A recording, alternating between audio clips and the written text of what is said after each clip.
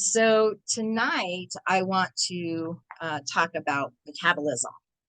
And I get that question a lot of, people come to me and they're wanting to get rid of some weight. Um, and they've tried so many different things and they just can't get rid of that weight that they're wanting. They might hit a plateau. They struggle with it. And so I get the question a lot of, how can I break through this and how can I speed up my metabolism? And so that's kind of what I want to go over tonight. And first of all, I just want to explain what is metabolism and just kind of define that. So basically, it's a set of chemical reactions that convert food and oxygen into energy and building blocks for living organizations. So that's the dictionary uh, definition of metabolism. And so, a lot of people, when they use the word metabolism, all they really know is there's something in their body that needs to speed up that burns fat. So, but basically, yeah, it's some chemicals in our body that react with the food and oxygen, and they do break down the fat in our body. So, um, as we age, and of course, that's kind of where my focus is to be able to help mainly people 40s and older, but this affects everybody. So, and especially, I don't know, it seems like more and more people are not as active. And so that obviously is one thing that can help speed up your metabolism as well. But over 40, then our metabolism tends to decrease about 5% every decade after 40. So if you're not doing anything to try to help that, then it's just going to keep getting worse and worse, and you're going to have those struggles. So it's never too late to start doing something. So just take that first step, make that first move, and get that done. Um, Also, of course, as we age, then we have hormone changes, and that's mainly in women. We see the biggest changes in hormones, but men get that too. And so that's why a lot of us tend to add some weight as we get older because of hormone changes. Well, when those changes are going on, a lot of times we tend to get hungrier. If you notice that, as you're doing things, then you get hungrier, which then, of course, a lot of times adds to or leads to eating more and consuming more calories. And I've said it before that after age 40, we start losing muscle mass. Well, our muscle mass is also what helps boost our metabolism and helps us to burn any extra fat. And so, that obviously affects our weight loss as well. So, I know this sounds really simplistic, but really all you have to do is reboot your metabolism and also improve your digestive system. And then, of course, mix in some exercise too. So it's all part of it. It's not real complicated, it's fairly simple. I'm not going to say easy because sometimes making a lifestyle change is not easy. But I guarantee if you work at making some of these lifestyle changes, then your body will thank you and you will live a much better quality life. So, what can you do? What are some tips? So, I just have a few. There are more, but because of time, I want to kind of keep this a little bit shorter. So, I'm just going to kind of hit some of them. One of the main ones that you can do is detox your digestive system. So when I say that, a lot of times people think, oh my gosh, you've got to do the colon cleanse and, all that kind of stuff. That's not necessarily what I'm talking about. I mean, those can help, It's not necessarily necessary, because when you do other things the correct way, then you automatically cleanse your body and your digestive system. Um, so what happens is we end up building up toxins in our digestive tract, and that ends up clogging our entire system, and it keeps your organs from functioning like they're supposed to. So, you know, a lot of times people just think of the digestive system as the food passing through, but it really affects and involves a lot more organs as well. And I have kidney disease, so of course that's one of my main focuses when I'm dealing with that kind of stuff. Is I need to be able to keep my digestion system cleaned out, because my kidneys can't process things like they're supposed to. So it's super important that I do that. And there are other um, different ailments and stuff like that that people deal with that also benefit from, you know, cleaning out your digestive system. So consume more enzymes and fiber, and that definitely helps. Stay away from dairy, gluten, and refined sugars. Those all tend to really clog up our system. And take a good uh, probiotic. There's probiotics, prebiotics, digestive enzymes. And then also take some apple cider vinegar every morning, before I work out and before I eat. Then I take a tablespoon of diluted. You need to dilute it. It's really super strong if you don't. um, but I take a tablespoon of apple cider vinegar every day. And, it tastes kind of strong when you first start doing that, if you're not used to it.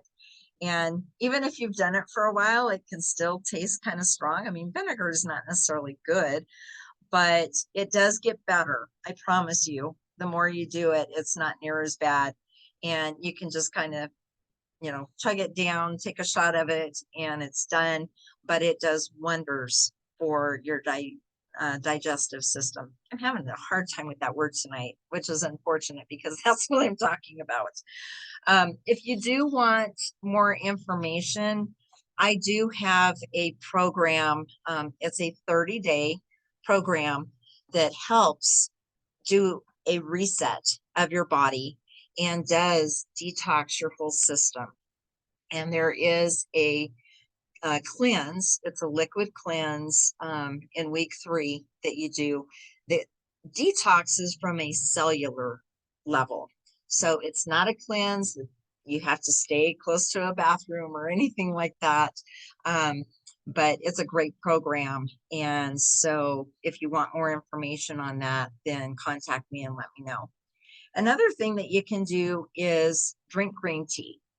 And I'm sure several of you have heard there are great benefits from green tea. So one of the things that it does, I mean, I'm not going to get into everything. You can look that up as well, but it will increase your metabolic. Oh my gosh, I'm having problems. I apologize tonight. Metabolic rate by 4.5%, and it helps increase your fat burning. So that's another thing that I do. I drink just 1 cup, a mug. I drink 1 in the morning and then 1 in the evening before bed. And so it kind of revs up my system. It's kind of weird because it feels like it revs up my system in the morning, but then at night, as I'm kind of trying to wind down and doing some reading or whatever, it's just kind of a nice cool down and unwinding for the day. So a couple of cups a day, work on that. And you have heard me say this many, many times, but drink your water, drink your water, drink your water. Our bodies are made up of 70% water. And so it's super important that we replenish that. And especially if you are doing some exercise. And if you haven't been doing any kind of exercise and you just start, then it's super important to drink that water because it will help flush the toxins that build up in your body when you're not used to exercising.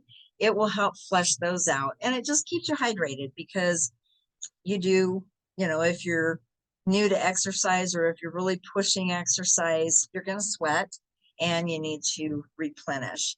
And I'm a big proponent too of when you first get up, then drink, 4 to 8 ounces of water first thing before you do anything else. And that just kind of gets your day started. As far as how much water to drink, there are so many different theories on that.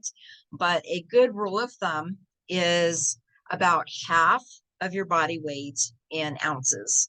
So just for round numbers, say if you weigh 200 pounds, you're going to drink 100 ounces of water. Now, I drink quite a bit of water there again because my kidneys, I want to keep things flushed out. But you can also, believe it or not, you can drink too much water because then you end up wiping out all of your electrolytes. And so there's a fine balance of that. But if you want more information on that as well, contact me. I'm limited in my time and my space here, so I can't get into everything on that. Eat more. I know that almost sounds counterintuitive, but too many people are not eating enough. And so that's where I get a lot of people coming to me and saying, I just keep reducing my calories and increasing my exercise, and I keep gaining weight, and I can't get rid of this weight. What can I do? Eat more. So if you're, and this is just kind of a guideline, and it's going to be different for every person, and it's going to be different for women and for men. So if you want information on this and some help with this one-on-one, contact me and we can, get something set up for you that way, and I can help you with that. But if you're eating less than 1,200 calories, that's kind of the threshold and the guideline. And so you don't want to go below $1,200 or $1,200, 1,200 calories. Because what happens is your body goes into survival mode, because if you're not feeding it enough, it's going to look at that and say, oh my gosh, I don't know when they're going to feed me next. So I need to hold on to everything that I'm getting right now. And so it keeps consuming and holding on to that, and it won't burn that. So what I do with people, you don't just go from under 1,200 up to like 2,000. We do what we call a reverse diet, and that's just a gradual increase. And there's a way to do that. There again, if you want help with that, it depends on the individual, and there is a process behind that. So don't just, jump in and try to increase your calories, because you might get frustrated. You might do fine, but you might get frustrated too. And along those lines of eating more, eat more protein. It has a thermic effect, and so it's going to burn more calories than carbs and fats. And so what you want to do is eat more like the lean proteins and stuff. It helps you, for one, it helps you feel full faster. And so you're not going to eat as much. It's not going to make your blood sugar spike like carbs can, depending on the carb. Some foods with a higher thermic effect are going to be your lean meats, your chicken, your turkey, really lean red meats. Yeah, red meat's fine. But, don't get the really high fat type stuff. Pork is not necessarily a good protein. Yes, it tastes good. I love pork, but don't make that like your primary source of protein. Of course, fish, and you want to try to look for the wild caught seafood. So not like a farm raised seafood. You want the, you know, the wild uh, fish and seafood. Of course, eggs. I know there's been so much controversy over the years with eggs, but eggs really are a good source of protein. They have good fats in there as well, and they're quite satiating. So you get that full feeling, kind of like you do with your meats as well. Low fat dairy or like cottage cheese. Cottage cheese, I know a lot of people don't like that just by itself. I love it. But you can do things to kind of dress it up. So you can put fruit in there. And berries are a low glycemic fruit. So, your strawberries, your blueberries, blackberries, raspberries, that type of thing. You can throw those in there, and that definitely helps as well. But cottage cheese is a great source of protein. And then nuts and seeds. Of course, you have to be careful. If you actually read your labels, then you're going to see a serving is not as big as you think it is. And people end up consuming way too much. And yes, it is high in fat. Now it's healthy fat. So, you don't have to worry about that. But a lot of times they can be higher calorie as well. And so, where instead of having just a small handful, somebody might eat like a full bag of almonds or, something like that. And avocados are like a wonder food. So you can put them on salads, you can put them in your shakes, makes them really creamy, and you can't really taste them. Um, just you can make your own guacamole to put it on, different things. Um, of course, you want to kind of watch your sodium on that, but that's why I say make your own, because then you can control the sodium that goes in there. So those are just a few ideas for some higher thermic effect foods. And of course, what I always say is move your body. Just move. One of the most important things that you can do to increase your metabolism is to stay physically active.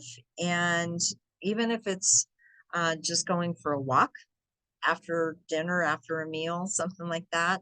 Or like I've said, if you're cleaning house, you can dance while you're cleaning. Um, if you have kids, grandkids, anything like that, you can dance with them, play with them, all that type of stuff, but just move. And exercise does become more important as we age because the more we can stay active, then it actually can act like an age reducer. And so, there are things that I still do with my 30-year-old kids now. They're in their 30s, and I still do physical activities with them, just to stay active and keep myself young. Um, and then do like high intensity workouts. Now, there again, this is something, if you're just starting out, you don't necessarily want to do that. And if you don't know what high intensity is, it's basically, it doesn't mean, going up at this level for the whole workout. It's you're going to do like a burst of really high intense, and then you're going to kind of slow it down. So you can do it with weights. You can do it with your cardio.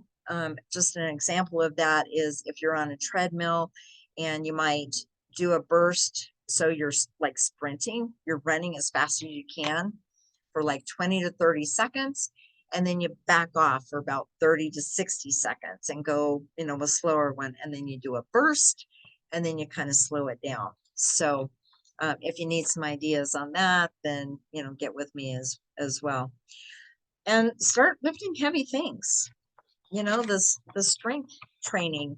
And I say lift heavy things. There are things that you can do that is more than just lifting weights, dumbbells, barbells, resistance bands. Um, I have people that they work on a farm or whatever, and their daily chores, they're lifting heavy things. So, that can all be part of your workout as well. But lift heavy things because, of course, that builds your muscle. And like I said before, muscle is going to burn fat faster. Um, and strength training and the high protein together, you're going to see better results because your metabolism is just going to fire up. One thing, and I know I've touched on this before, and I think sometimes it's hard in our society today, but get enough sleep. And because missed sleep causes your insulin to go down, it makes it resistant. And insulin helps clear out our blood sugar. And so when we don't have that, then of course you get hungrier. So, if you're not sleeping, don't get up and, have that midnight snack.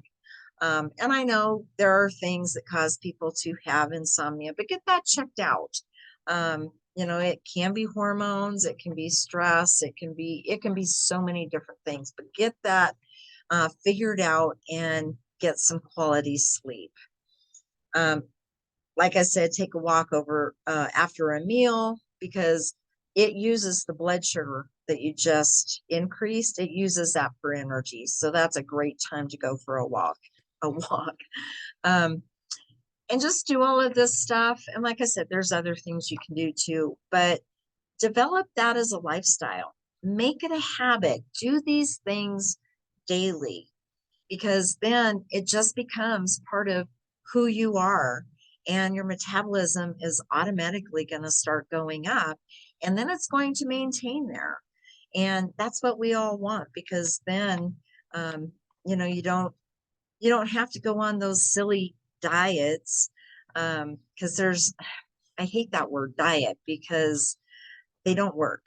If you eat real food, whole foods, earth food, as I call it, or God food, food that God gave to us, then that's what our bodies were designed for. And I just want to leave you with kind of a quote that I have that I don't want you to just listen to this video or any of my others or any others that are out there. I don't want you to just listen to them. Listening doesn't do any good. You have to take action. So information without action accomplishes nothing. So that's what I have. If you have any questions, then you can put them in the chat. You can raise your hand. You can get back with me later. And I am going to go ahead and stop the recording and answer any questions. All right.